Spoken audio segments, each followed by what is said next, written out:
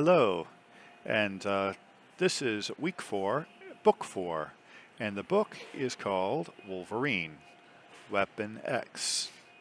And um, this is actually 3 books in one. The first book is Weapon X, and that is by Marc Cerasini. The second book is called Road of Bones, and it's by David Allen Mack. And the third one is called Lifeblood, and that's by Hugh Matthews. So, I want to do 3 videos on this week, and so today we're going to deal with Weapon X. Now, this gets into an interesting issue of Wolverine's origin story.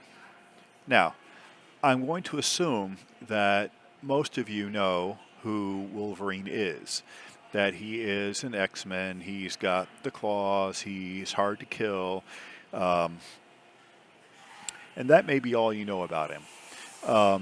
But over time, he's actually had quite a lengthy life story built around him because of his mutant ability. And his mutant ability is his healing factor, which is that he is extremely hard to kill. He feels pain, just like any other human being does, and he takes body damage, just like any human being does. So, if you cut him, he does bleed, but it heals faster than you and I would heal. Because of this, when you first meet Wolverine in the universe, the Marvel Universe, you don't really know how old he is. But over time, they have developed a history. And it's not necessary to go fully into that history. Just suffice to say that his original mutation did not include metal. Now, you might know that he has metal claws that come out of his hand. Well, those are grafted over natural occurring bone claws that come out of his hands. And, okay, so the first book, Weapon X, in this trilogy, tells what we could call the origin story of Wolverine as we see him, which is the individual with the adamantium, the metal claws, and the fighting physique. Okay, so what we learn from this is that a special weapons program kidnaps him.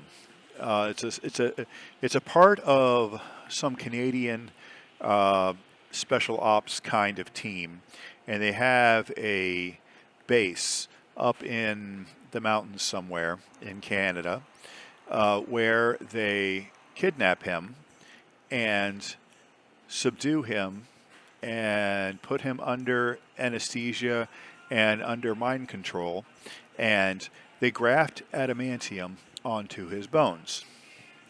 Now, what is adamantium?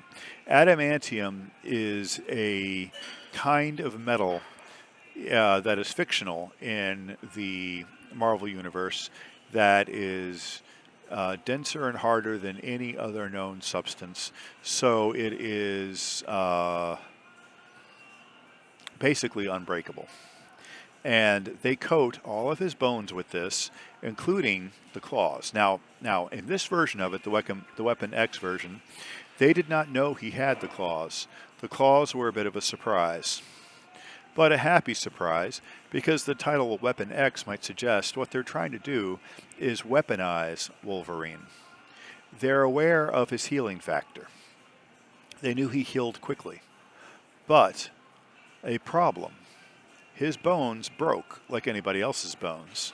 And so you could incapacitate him and take him down. And once he was down, he was much easier to deal with. You might not be able to kill him, but you could keep him from moving around a whole lot. You could keep him in one place. So they decided they would coat him with his bones with adamantium, and that way protect his bones from being broken. Now, This creates a problem.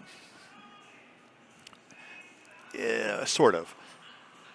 Medically speaking, your bones are not solid. Your bones have marrow in them, and the marrow is doing stuff like making bone cells, making blood cells, sorry, making blood cells and replenishing your body. And this is exactly what, in this book, they decide that Wolverine's bones are doing as well, that they are where his healing factor actually lies. And they are what is replenishing his body, that is renewing it. Okay, so that if they were to coat his bones entirely with adamantium, there would be no way for that healing factor to work. And who knows what would happen. It wouldn't be good, though, because his healing factor would not be able to heal his body because it couldn't get to it. So they go through some scientific rigmarole to get him pores. And the only reason why I mention this here is because it opens up an interesting question. Can Wolverine die? Now, I am by no means an expert in the Marvel Universe, but my understanding from what I knew of Wolverine from the comics and from the cartoon shows, and then later on from the MCU, the Marvel Cinematic Universe, was that Wolverine could not die. I don't know. Maybe he can. Maybe he can't. I don't know. But the idea also is that the way to kill Wolverine would be to get rid of his marrow. So if you were able to, say, burn his marrow, maybe his marrow couldn't regenerate. Okay, who knows? I don't. But, I mean, we're dealing with impossible physics anyway. We're dealing with, as far as like science is concerned, in my opinion, just rampant stupidity if we want to try to make this realistic in the first place, because the cells of the body have all kinds of specialized minerals and whatnot that they need in them. And where does this come from? Where does it replenish? Can he starve to death? What happens if he starves to death? Does he, there's just some rampant stupidity as far as I'm concerned about how this all works. But that's okay, because, a lot of science fiction and fantasy have the same sort of rampant stupidity at their core of something that's just completely non-scientific that couldn't possibly work. And Wolverine couldn't possibly work. I mean, the very notion of mutants that they deal with in the Marvel Universe is kind of ridiculous.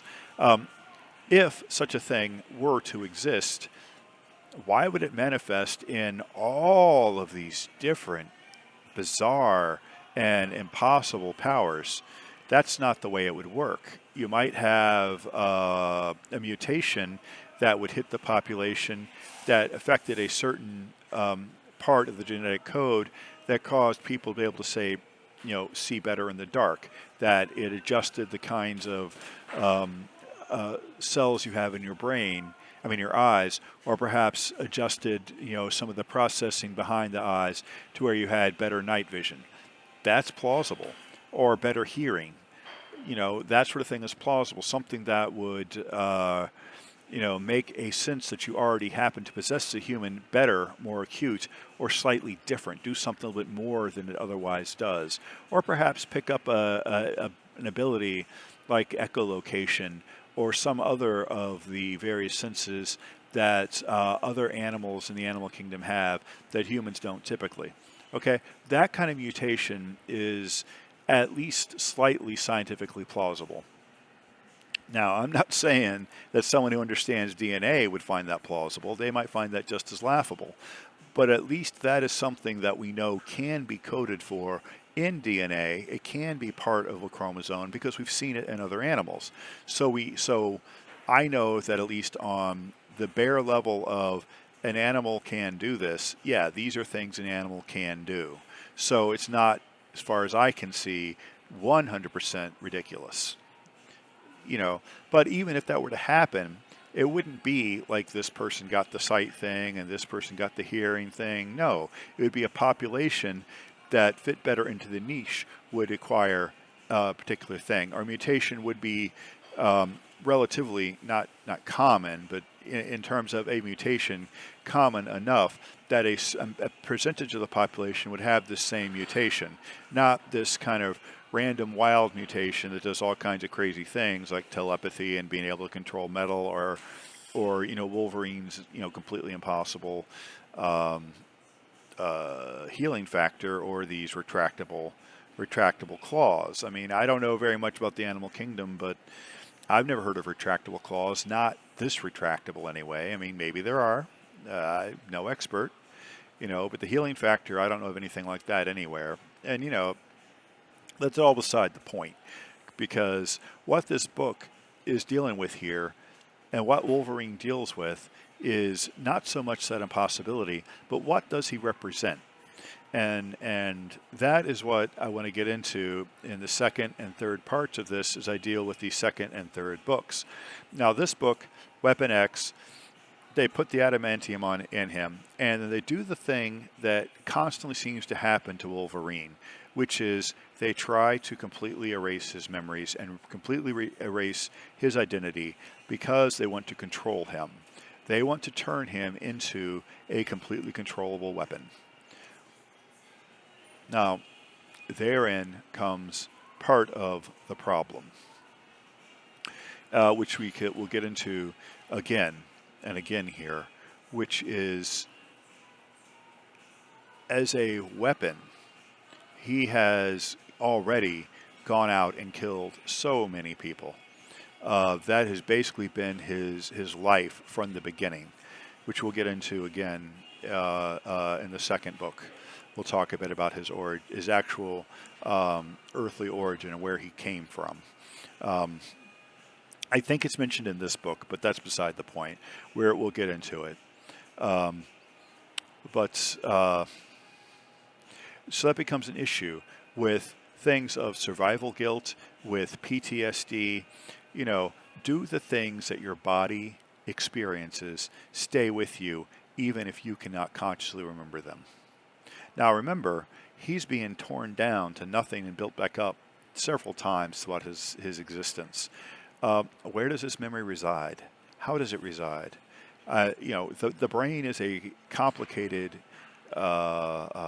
organism to begin with, complicated organ to begin with, and then with all the neural pathways and with all the disruption and all the things that happen, how much of his personality, how much of him remains? It's a question. It's a question that connects less to the impossible ridiculousness of a mutant and more to the idea of cultural memory and more to the idea of personal memory. And that's really where we want to go with this. Okay, so they make him into this weapon. They try to implant false memories. They try to erase his real memories. And inevitably, something goes wrong. And he winds up killing everybody and leaving with only the vaguest idea of who he is or where he's going. And that's the basic plot.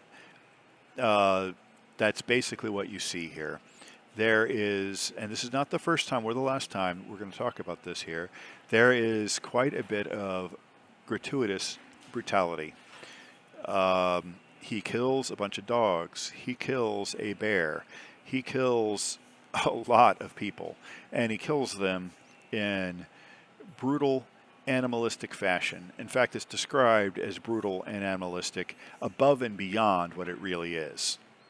And there's where I want to stop for today, dealing with the brutal and the animalistic and the human and what it means and how that connects to memory. That is what Wolverine is about. That's what's going on here. And there's way more depth to this than I would have thought. I thought this was just be a silly adventure book, sort of a fun read, and it was that, but there's a lot more going on. And like I said, we'll get there. All right, have a good night.